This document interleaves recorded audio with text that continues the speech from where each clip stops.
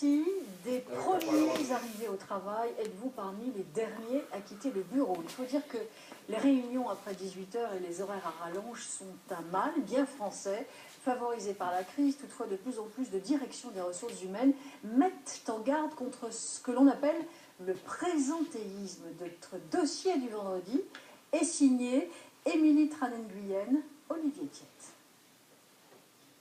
Dans cette entreprise du CAC 40, 9e plus grand groupe de la planète par son chiffre d'affaires, c'est la chef qui conseille de rester chez soi plutôt que de venir au bureau. Parce que j'ai un rendez-vous personnel. Écoute, il n'y a pas de problème, tu l'as fait de chez toi. Enfin, Ici, les horaires, la présence de l'employé dans l'entreprise ne sont pas gage d'implication.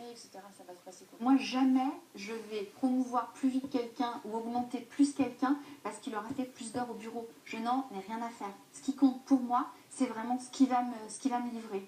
Le numéro 1 mondial de l'assurance est aussi le premier à avoir mis en place une charte pour respecter les temps de vie professionnelle et de vie personnelle de ses employés.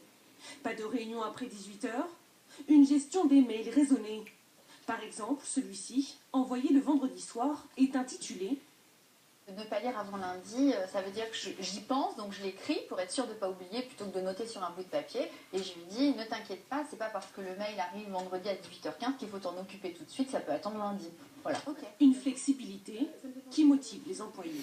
Il y a des jours où on a un peu plus de mal à avancer que d'autres. Et les jours où je suis un peu plus fatiguée, très honnêtement, je préfère me dire je dors 1 heure en plus. Et comme ça, quand je vais arriver, certes, je vais peut-être arriver à 10 h, mais au moins je vais être hyper efficace et avancer un maximum plutôt que d'être là pile poil à 8 h 30 et puis de me traîner toute la journée ou de passer 1 heure au café pour pouvoir me réveiller. Dans les étages supérieurs, même chose. Ce jour-là, Thomas Rudel compte partir à 17 h 30 pour aller chercher son fils à la crèche. Et cela ne choque personne. Ça n'a pas toujours été le cas dans les autres entreprises.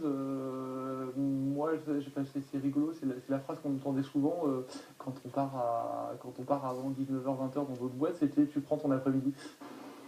Mais cette entreprise reste une exception en France.